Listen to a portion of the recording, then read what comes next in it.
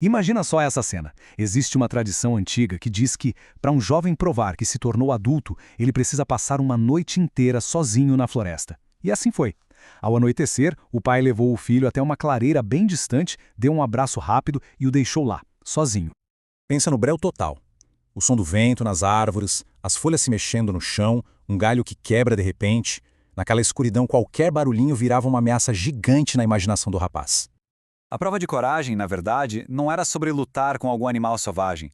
Era sobre enfrentar o próprio medo, a própria mente. A noite parecia que não ia ter fim. E a solidão, nossa, a solidão era imensa.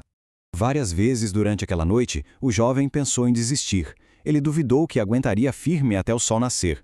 O medo era quase uma coisa física, sabe? Uma companhia constante naquela vigília.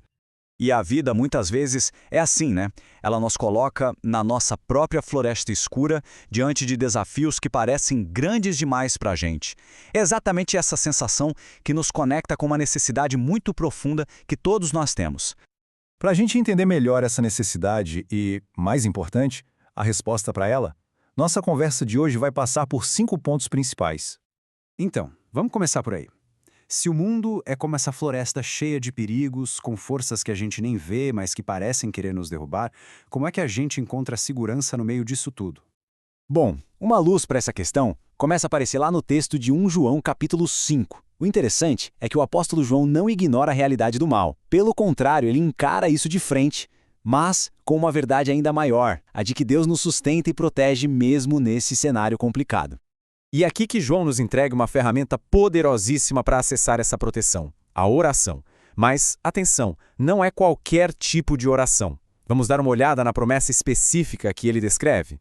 O que será que significa orar segundo a sua vontade? Não é uma fórmula secreta. A vontade de Deus está revelada nas Escrituras. Um ótimo exemplo é a oração do Pai Nosso. Ali a gente pede por aquilo que Ele mesmo nos ensinou a querer.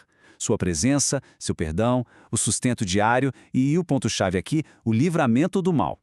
E aqui, olha, está o ponto fundamental, a virada de chave, sabe?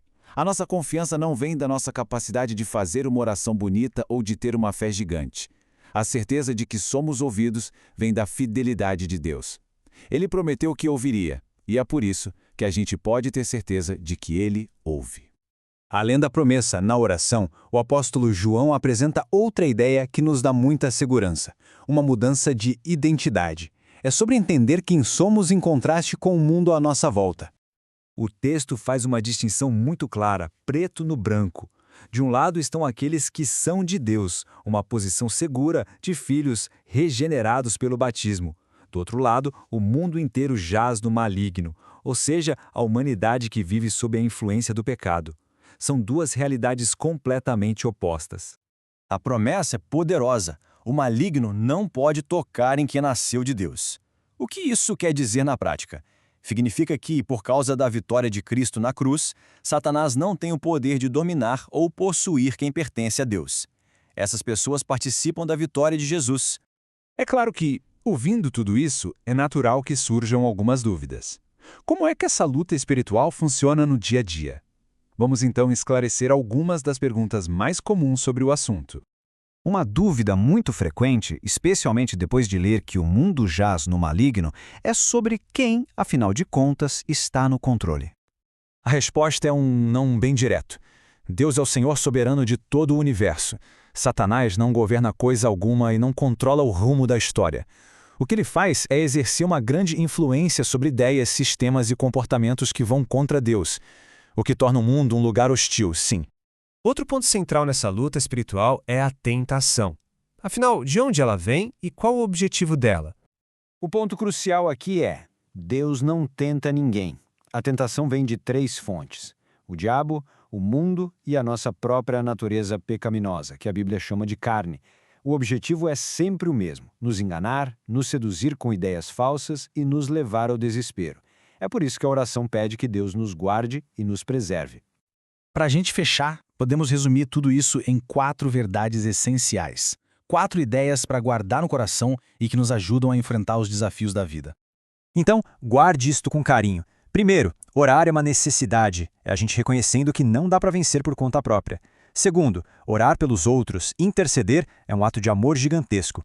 Terceiro, O mundo pode até ser um lugar hostil, mas a vitória de Cristo é infinitamente maior. E por fim, a oração Livra-nos do Mal resume esse pedido de proteção total. E lembra daquele rapaz na floresta, lá do começo? Pois é. Quando os primeiros raios de sol finalmente apareceram, ele olhou em volta.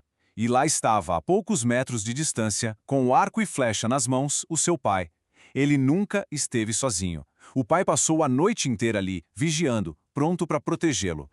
Assim como aquele pai, a promessa de uma presença constante, nos guardando mesmo quando a gente não consegue ver. Ter a certeza de que não se está só, de que existe um protetor sempre vigilante. De que forma saber disso muda o jeito que a gente enfrenta a escuridão.